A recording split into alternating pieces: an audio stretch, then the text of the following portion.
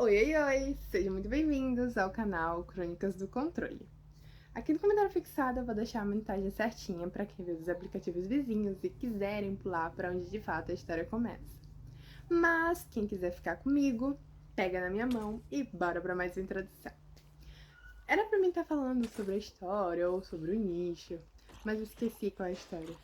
Gente, quando dizem assim, ai, depois que você tem filho, sua memória fica uma merda, é verdade. Ai, desculpa a palavra. É... Então, hoje eu só vou chamar vocês. Mulherada, homem, seja quem for o nosso público aqui do canal. É... Bora botar essa história pra tocar. Vamos lavar a louça, arrumar a casa, trabalhar, estudar. Ou então só descansar, só sentir a sua paz. Para cada vez mais o nosso canal possa crescer. A narração ela é feita por IA e a história tem elementos da ficção.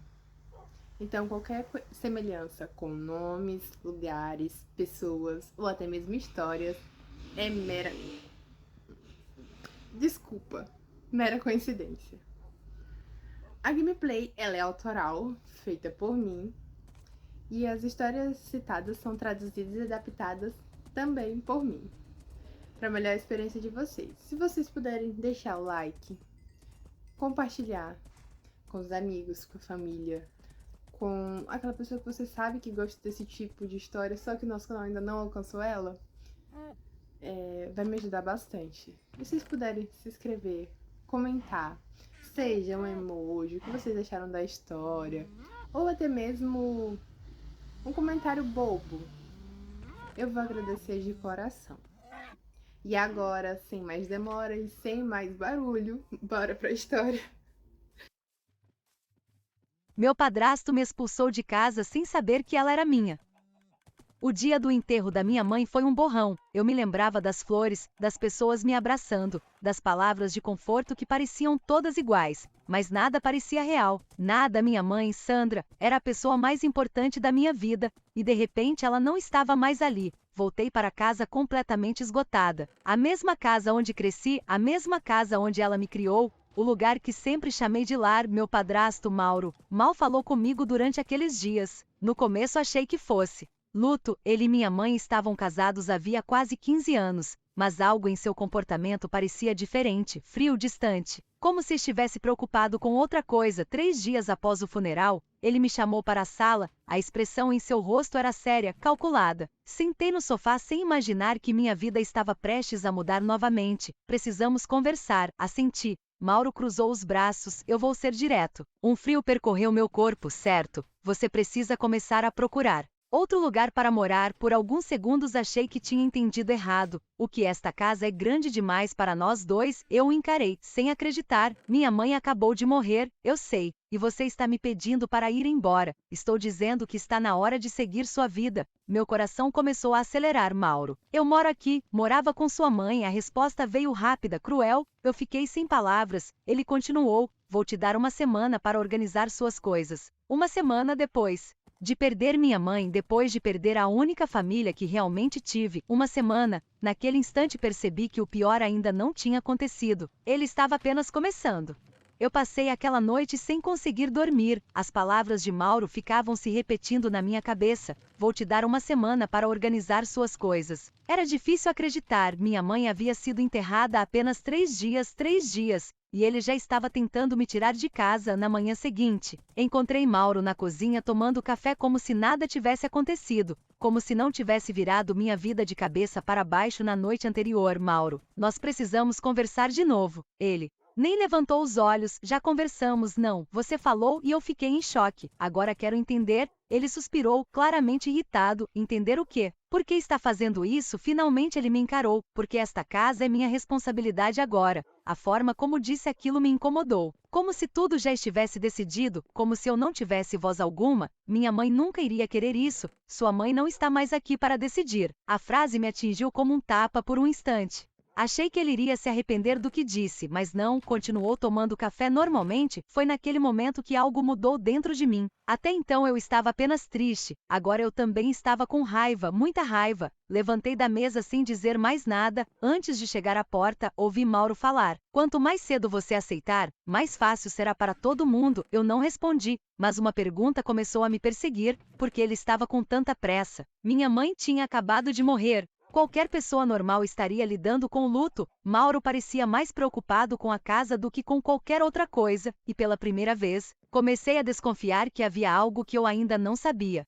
Nos dias seguintes, Mauro ficou ainda mais estranho. Ele passava horas falando ao telefone em voz baixa, fechava portas quando eu me aproximava e, sempre que eu entrava em um cômodo, a conversa terminava. No começo tentei ignorar, mas a sensação de que algo estava errado só aumentava. Numa tarde, enquanto procurava alguns documentos da minha mãe, ouvi Mauro conversando na varanda. Não estava tentando espioná-lo, mas uma frase chamou minha atenção: assim que a situação estiver resolvida, a casa pode ser colocada à venda. Meu coração disparou. Venda? Fiquei imóvel. Sim, não deve demorar muito, continuou ele. A ligação terminou poucos segundos depois. Voltei para o meu quarto antes que ele me visse. A cabeça estava girando. Então era isso. Ele não queria apenas que eu saísse, queria vender a casa. A casa onde minha mãe viveu por anos, a casa onde cresci. Naquela noite, abri uma das gavetas da cômoda dela. Era algo que eu ainda evitava fazer. Tudo ali cheirava a minha mãe. As fotografias, os cadernos, as cartas antigas. Enquanto organizava algumas coisas, encontrei uma pasta azul. Não parecia importante, mas estava separada do restante, como se minha mãe a guardasse com cuidado. Curiosa, abri, havia contas antigas, alguns contratos e documentos que eu não entendia muito bem. Até que um envelope chamou minha atenção. Na frente dele estava escrito à mão: para Júlia, caso algo aconteça comigo. Meu coração quase parou. Júlia,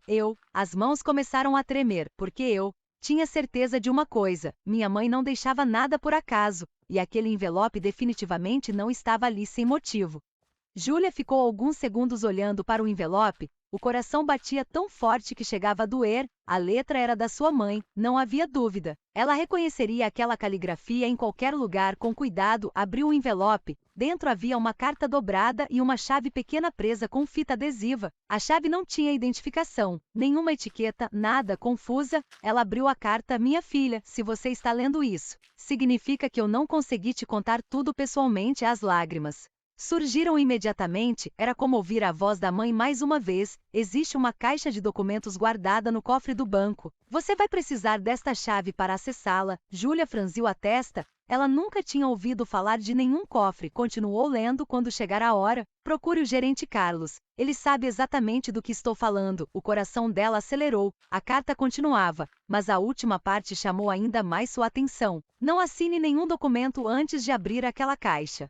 Júlia releu a frase 2 vezes, depois uma terceira. Porque o que poderia existir dentro daquele cofre que era tão importante? E porque sua mãe parecia tão preocupada? Antes que pudesse pensar mais, ouviu o passo se aproximando. Rapidamente guardou tudo de volta no envelope. A porta do quarto se abriu. Era Mauro. O que você está fazendo? A pergunta saiu rápida demais, desconfiada demais. Júlia sentiu um frio percorrer a espinha, porque aquela foi a primeira vez que ele pareceu realmente preocupado com alguma coisa, e por algum motivo, ela teve certeza de que não podia contar sobre a carta. Júlia tentou agir normalmente, guardou o envelope entre alguns papéis antigos e fechou a gaveta. Estou organizando as coisas da minha mãe. Mauro permaneceu parado na porta por alguns segundos, observando, analisando, como se estivesse tentando descobrir se ela havia encontrado algo. Você não deveria mexer nessas coisas agora. A frase pareceu estranha. Por quê? Porque ainda é muito cedo. Júlia quase riu. Muito cedo. Era o mesmo homem que estava tentando expulsá-la de casa uma semana após a morte da mãe, mas, de repente, organizar documentos era cedo demais. Eu só estou separando algumas lembranças. Mauro assentiu, mas ela percebeu que ele continuava olhando para a cômoda, para as gavetas, para os papéis. Quando finalmente foi embora, Júlia esperou alguns minutos antes de tirar o envelope novamente. Desta vez leu a carta inteira, várias vezes. Quanto mais lia, mais percebia que sua mãe tinha escrito aquilo esperando que algo acontecesse. Não parecia uma simples carta de despedida. Parecia um plano, uma proteção, algo preparado com antecedência. Na manhã seguinte, ela inventou uma desculpa para sair de casa. Disse que encontraria uma amiga. Na realidade, foi direto ao banco mencionado na carta. O prédio ficava a cerca de 20 minutos dali.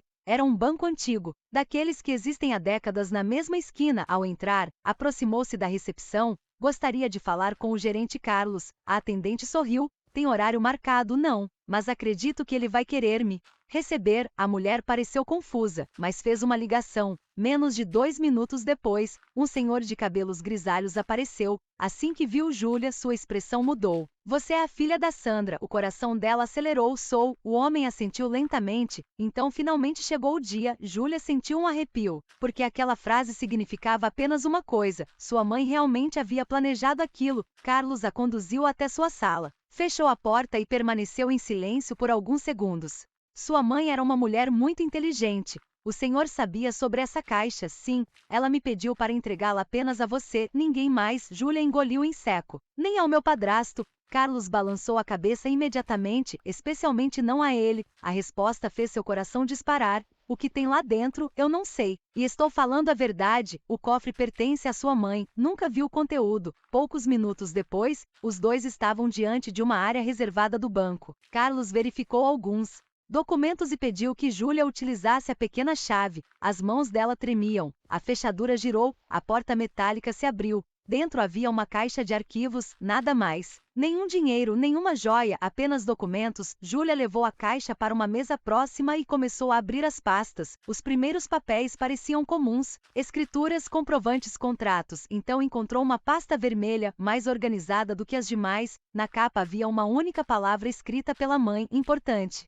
Seu coração disparou. Ela abriu a pasta. E o primeiro documento fez seu sangue gelar. Era a escritura da casa, a mesma casa onde ela e Mauro moravam. Confusa, começou a ler, uma vez, depois outra, e mais uma, até ter certeza de que não estava entendendo errado, porque o nome do proprietário não era Mauro, nem Sandra. O nome que aparecia ali era o dela, Júlia Almeida. Ela, a casa estava registrada em seu nome havia quase 8 anos. O ar pareceu desaparecer dos seus pulmões. Ela continuou folheando os documentos desesperadamente. Havia registros do imóvel, comprovantes, documentos assinados, tudo oficial, tudo legalizado, tudo provando exatamente a mesma coisa. A casa nunca pertenceu a Mauro, e tecnicamente nem mesmo a sua mãe. A casa era dela, sempre foi. E naquele instante Júlia finalmente entendeu por que sua mãe havia deixado aquela carta, porque Mauro estava tentando expulsar a verdadeira dona da casa. Júlia ficou sentada por vários minutos olhando para aqueles documentos. Parte dela queria rir, outra parte queria chorar. Durante dias, Mauro agiu como se estivesse lhe fazendo um favor ao permitir que ela permanecesse na casa, como se tivesse autoridade para decidir quem ficava e quem saía. E, o tempo todo, a casa estava em seu nome. Carlos percebeu o choque estampado em seu rosto. Imagino que tenha encontrado algo importante. Júlia ergueu os olhos. O senhor sabia disso, que a casa estava em seu nome? Ele assentiu. Sua mãe resolveu tudo há anos. Ela sentiu um nó na garganta, porque Carlos sorriu de forma triste. Essa resposta só sua mãe poderia dar. Antes de ir embora, Júlia organizou toda a documentação e guardou tudo cuidadosamente. Ela não pretendia confrontar Mauro ainda. Precisava entender exatamente o que estava acontecendo. Precisava ter certeza de cada detalhe. Naquela noite, voltou para casa fingindo que nada havia acontecido. Mauro estava sentado na sala, assistindo televisão. Parecia tranquilo, confortável, como alguém que acreditava ter o controle da situação. Onde você esteve? Resolvendo algumas coisas. Ele observou a bolsa que ela carregava. Que coisas? Júlia sorriu. Coisas minhas. Foi a primeira vez que viu Mauro incomodado por não receber uma resposta durante o jantar. Ela decidiu prestar mais atenção. E não demorou para perceber algo estranho. Mauro estava feliz. Não feliz por estar superando o luto, feliz de verdade. Quase animado, hein? Determinado momento, o celular dele tocou. Ele atendeu rapidamente. Sim, estamos avançando. Júlia continuou comendo em silêncio. Acho que em poucos dias estará resolvido. Mais alguns segundos. Depois podemos conversar sobre valores. Valores. A palavra ficou ecoando na cabeça dela. Quando a ligação terminou, Mauro percebeu que ela o observava. Algum problema? Nenhum, mas havia, e muitos. Mais tarde, já em seu quarto, Júlia decidiu examinar novamente os documentos. Foi então que encontrou algo que havia passado despercebido, um segundo envelope menor, preso ao fundo da pasta vermelha, ela abriu. Dentro havia uma carta escrita pela mãe poucos meses antes de morrer. Desta vez a mensagem era muito mais direta: se Mauro estiver tentando vender a casa, procure imediatamente o advogado Henrique Costa. O coração dela acelerou. A carta continuava: ele conhece toda a situação e possui cópias de segurança dos documentos. Júlia sentiu um arrepio. Sua mãe não estava apenas protegendo a casa, ela estava se protegendo de Mauro. E isso significava que havia muito mais naquela história do que uma simples disputa por herança. Júlia quase não dormiu naquela noite. A carta da mãe não saía da sua cabeça. Uma pergunta insistia em voltar. Por que Sandra teria preparado tantas proteções se tudo estivesse normal? A resposta parecia cada vez mais óbvia. Ela não confiava em Mauro. Na manhã seguinte, Júlia ligou para o advogado. Henrique Costa atendeu pessoalmente. Assim que ouviu o nome de Sandra, seu tom mudou. Você encontrou os documentos. Júlia ficou em silêncio por um segundo. Então o senhor sabia, sua mãe me pediu para ajudá-la caso você precisasse. Aquilo só aumentou sua curiosidade. Poucas horas depois, ela estava sentada no escritório dele. Henrique abriu uma pasta grossa e a colocou sobre a mesa. Sua mãe me procurou há 8 anos. Foi quando a casa passou para meu nome. Exatamente, Júlia assentiu. Mas por que? O advogado respirou fundo? Parecia escolher cuidadosamente as palavras. Porque a casa era uma herança da família dela. Não tinha nenhuma relação com Mauro. Aquilo não a surpreendeu. O que veio depois, sim, sua mãe começou a perceber mudanças no comportamento dele. Que tipo de mudanças? Dívidas, empréstimos, negócios que davam errado, pedidos constantes de dinheiro. Júlia sentiu o estômago apertar. Henrique continuou. Ela tinha medo de que um dia ele tentasse usar a casa para resolver problemas financeiros. Por isso transferiu tudo para você. O silêncio tomou conta da sala. De repente, várias coisas começaram a fazer sentido. A pressa, as ligações, a tentativa de expulsá-la. Venda da casa, ele sabia. Não, sua mãe fez questão de manter tudo em segredo. Júlia olhou pela janela do escritório, sentindo uma mistura de tristeza e admiração. Mesmo doente, Sandra continuou pensando nela, protegendo-a, planejando formas de garantir seu futuro. Então Henrique tirou mais um documento da pasta. Existe outra coisa que você precisa ver. Júlia pegou o papel. Era uma cópia de uma procuração, mas estava vencida. Ela não entendeu. O que é isso? Mauro tentou obter autorização para administrar os bens da sua mãe cerca de 1 ano atrás. O coração dela acelerou e conseguiu. Não, Sandra recusou. Júlia ficou imóvel, porque aquela informação mudava tudo. Aquilo não tinha começado depois da morte da mãe, já vinha acontecendo havia muito tempo, muito antes de ela sequer imaginar, e pela expressão séria do advogado, havia algo que ele ainda não tinha contado.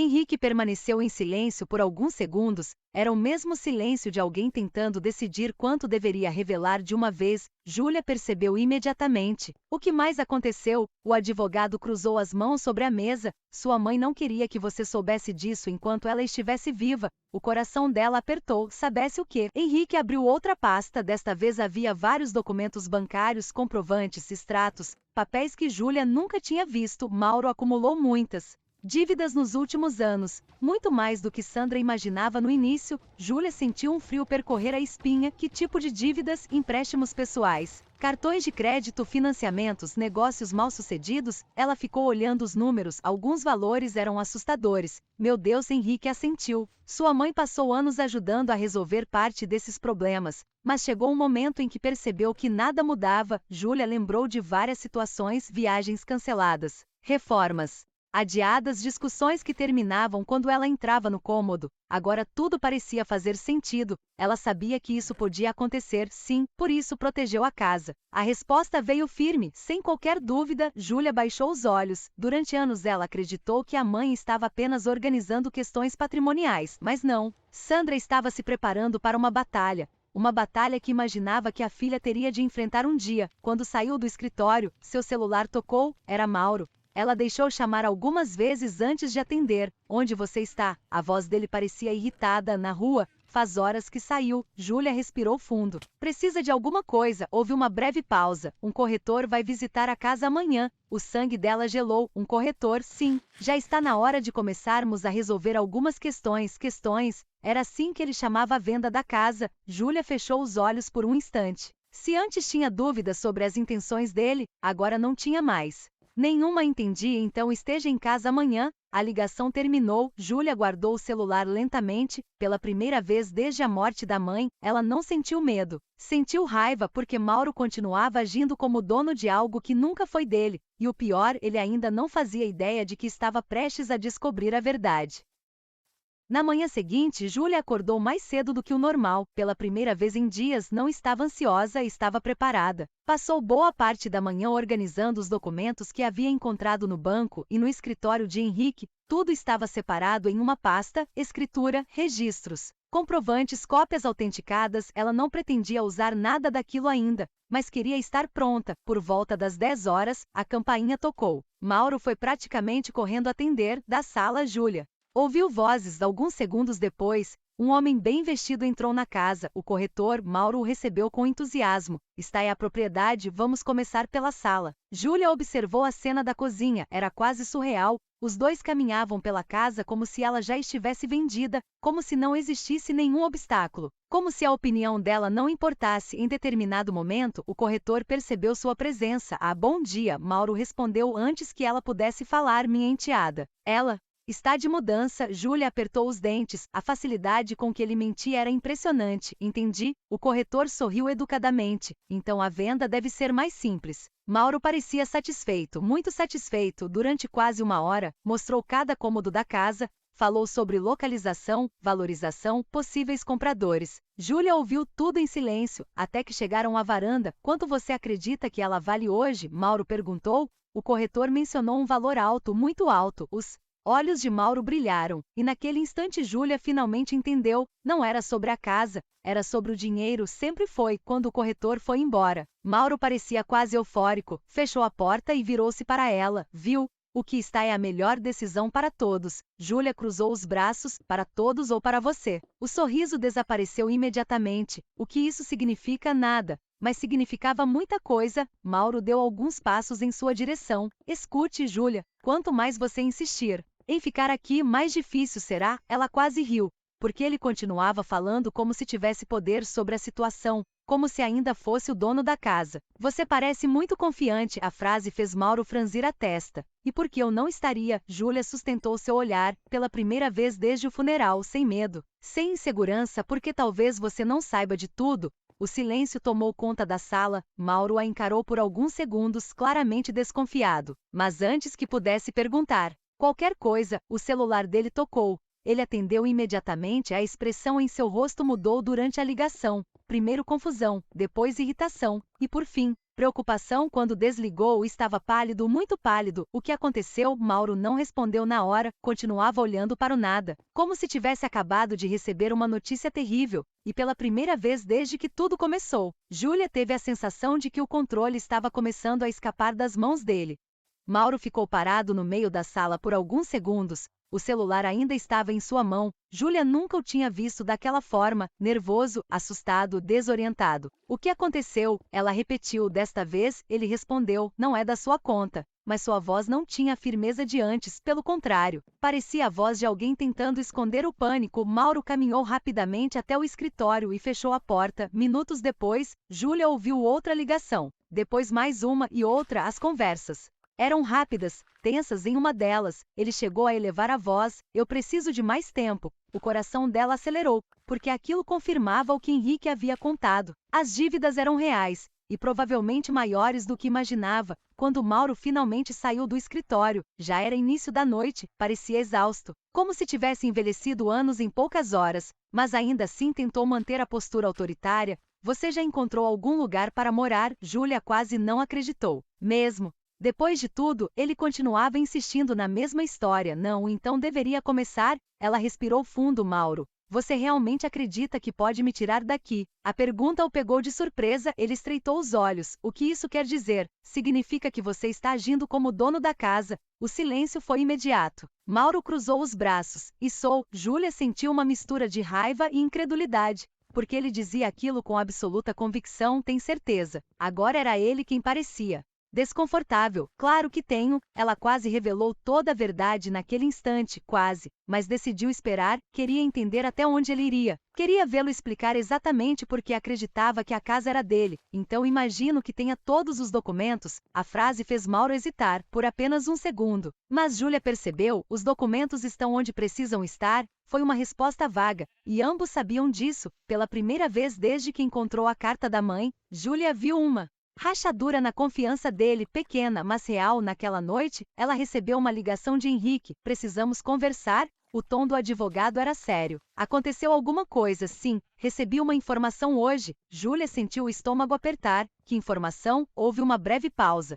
Mauro tentou solicitar uma cópia da escritura da casa. Ela ficou imóvel e conseguiu não. Porque descobriram imediatamente que ele não tem qualquer direito sobre o imóvel. O coração dela acelerou. Henrique continuou, acredito que ele acabou de perceber que existe alguma coisa errada. Júlia olhou na direção do escritório de Mauro, a porta estava fechada, mas pela primeira vez ela tinha certeza de uma coisa, ele estava começando a desconfiar que a casa não era dele, e quando descobrisse quem era o verdadeiro proprietário, tudo iria mudar. Na manhã seguinte, o clima na casa estava diferente. Mauro mal saiu do escritório, passava horas ao telefone, andava de um lado para o outro, e parecia muito mais preocupado do que nos dias anteriores. Júlia observava tudo em silêncio. Ela sabia o motivo, ele estava procurando respostas, tentando entender por que não conseguia acessar os documentos da casa, tentando descobrir por que algumas portas estavam começando a se fechar para ele, perto do almoço. Mauro finalmente apareceu na cozinha. O rosto estava cansado, os olhos vermelhos, como se não tivesse dormido. Precisamos conversar. Júlia quase sorriu, a mesma frase, mas agora a situação era bem diferente. Ela se sentou à mesa. Estou ouvindo. Mauro permaneceu em pé. Encontrei algumas inconsistências nos registros do imóvel. Júlia fingiu surpresa. Sério. Ele ignorou o tom. Você encontrou alguma coisa nos documentos da sua mãe? A pergunta veio direta, pela primeira vez, sem rodeios, sem fingimento. Júlia percebeu que ele estava desesperado.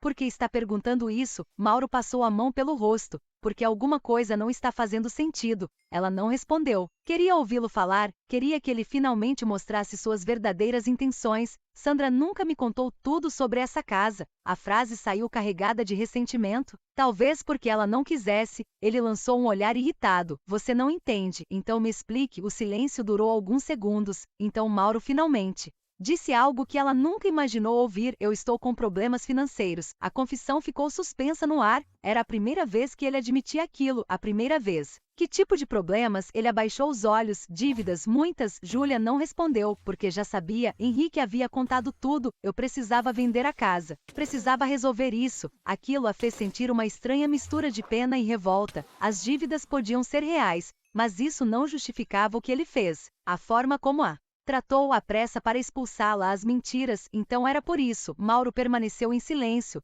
Não era sobre seguir em frente, não era sobre espaço, não era sobre luto, era dinheiro. A expressão dele confirmou tudo, e naquele instante Júlia percebeu algo importante. Pela primeira vez desde a morte da mãe, Mauro não parecia poderoso, parecia apenas um homem encurralado pelas próprias escolhas. Um homem que estava prestes a descobrir que todo o seu plano foi construído sobre uma enorme ilusão. Mauro ficou sentado em silêncio depois da confissão. Por alguns instantes, a arrogância que o acompanhou desde o funeral desapareceu completamente, restava apenas o cansaço. E o medo. Júlia observou aquele homem que fez parte da sua vida durante 15 anos. Ela não sentia satisfação em vê-lo naquela situação, mas também não conseguia esquecer tudo que ele havia feito nas últimas semanas. Quanto você deve? Mauro soltou uma risada amarga. Mais do que consigo pagar. A resposta foi suficiente. Ela não precisava dos números para entender a gravidade da situação. E você achou que vender a casa resolveria tudo? Resolveria a maior parte? Júlia abaixou os olhos. Agora compreendia por que Sandra tomou tantas precauções, por que transferiu o imóvel, por que deixou cartas, por que organizou tudo com antecedência. Ela conhecia o homem com quem era casada, melhor do que qualquer um. Minha mãe sabia, não sabia. Mauro não respondeu imediatamente, mas a resposta acabou vindo sim. Júlia fechou os olhos por um segundo. A confirmação doeu mais do que esperava, porque significava que Sandra passou anos carregando aquela preocupação sozinha, tentando proteger a filha enquanto lidava com os próprios problemas. Ela tentou me ajudar muitas vezes. A voz de Mauro saiu baixa, mais vezes do que eu merecia. Foi a primeira coisa verdadeiramente sincera que ela ouviu dele desde o início de toda aquela história, mas ainda assim não mudava os fatos. E mesmo assim você tentou me expulsar, Mauro. Abaixou a cabeça. Não havia defesa para aquilo, nenhuma, nesse momento. A campainha tocou. Júlia estranhou, não estava esperando ninguém ao abrir a porta. Encontrou Henrique, o advogado segurava uma pasta nas mãos. Desculpe aparecer sem avisar, mas achei melhor resolver isso pessoalmente. Júlia assentiu e o convidou para entrar. Assim que Mauro viu o advogado, ficou pálido, muito pálido, como se já soubesse o motivo daquela visita. Henrique colocou a pasta sobre a mesa. Acredito que está na hora de acabar com qualquer dúvida. O silêncio tomou conta da sala. Júlia sentiu o coração acelerar, porque sabia exatamente o que estava prestes a acontecer. Depois de semanas de mentiras, pressa e manipulações, a verdade finalmente seria colocada sobre a mesa, e desta vez ninguém conseguiria escondê-la. Henrique abriu a pasta lentamente. Dentro estavam todos os documentos que Júlia já havia visto no banco, escrituras, registros, certidões, comprovantes. Tudo organizado de forma impecável. Mauro observava cada movimento sem dizer uma palavra. Seu rosto estava completamente sem cor. O advogado retirou a escritura principal e a colocou sobre a mesa. Este é o registro oficial do imóvel. O silêncio era tão grande que o som do papel pareceu alto. Henrique virou o documento na direção de Mauro. A propriedade foi transferida legalmente há 8 anos. Mauro pegou a escritura com as mãos trêmulas, começou a ler, uma vez, depois outra e mais uma, como se esperasse que as palavras mudassem, mas não mudaram, porque o nome do proprietário continuava o mesmo, Júlia Almeida. Júlia observou a reação dele em silêncio. Toda a confiança desapareceu pouco a pouco, toda a arrogância, toda a certeza, substituídas por incredulidade. Não foi tudo o que conseguiu dizer. Henrique apontou para os documentos seguintes. A transferência foi registrada, reconhecida e arquivada dentro da lei. Não existe qualquer irregularidade. Mauro continuou folheando os papéis, desesperadamente procurando algum erro, alguma brecha, alguma solução, mas ela não existia, porque Sandra havia planejado tudo cuidadosamente. Ela nunca me contou. A frase saiu quase como um sussurro. Henrique assentiu. Essa foi uma escolha dela. Mauro deixou os documentos caírem sobre a mesa. Parecia derrotado pela primeira vez desde a morte da mãe. Júlia não viu um homem tentando controlar tudo, viu apenas alguém enfrentando as consequências das próprias decisões.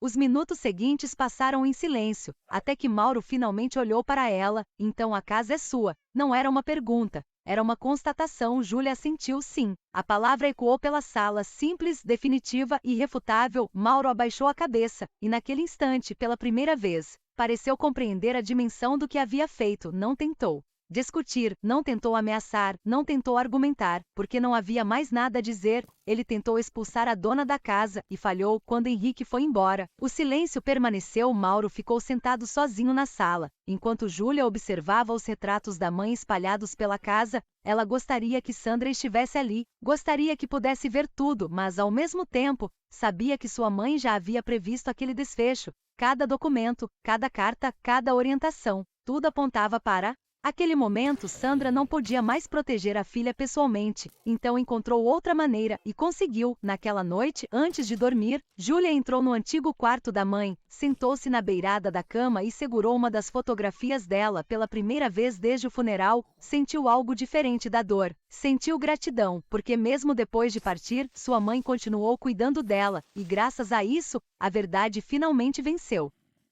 2 meses depois, a casa estava mais silenciosa, mas, pela primeira vez em muito tempo, também estava em paz. Mauro havia saído poucas semanas após a revelação dos documentos. Não houve discussões dramáticas, nem ameaças, nem vingança. Depois que a verdade veio à tona, ele simplesmente não tinha mais argumentos. A casa nunca foi dele, e ambos sabiam disso. Júlia continuou morando ali. No começo foi estranho. Cada cômodo trazia lembranças da mãe, algumas felizes, outras dolorosas, mas aos poucos, a tristeza deixou de ocupar todo o espaço. As boas memórias começaram a falar mais alto. Numa manhã de domingo, ela decidiu finalmente abrir algumas das últimas caixas que ainda estavam guardadas. Entre fotografias e lembranças antigas, encontrou um pequeno caderno. Era da mãe. Nas últimas páginas havia uma anotação simples: lar não é o lugar onde você mora, é o lugar onde você se sente amada. Júlia ficou vários minutos olhando para aquela frase, porque resumiam perfeitamente tudo o que Sandra tentou fazer. A casa nunca foi apenas uma casa, era segurança, proteção, futuro.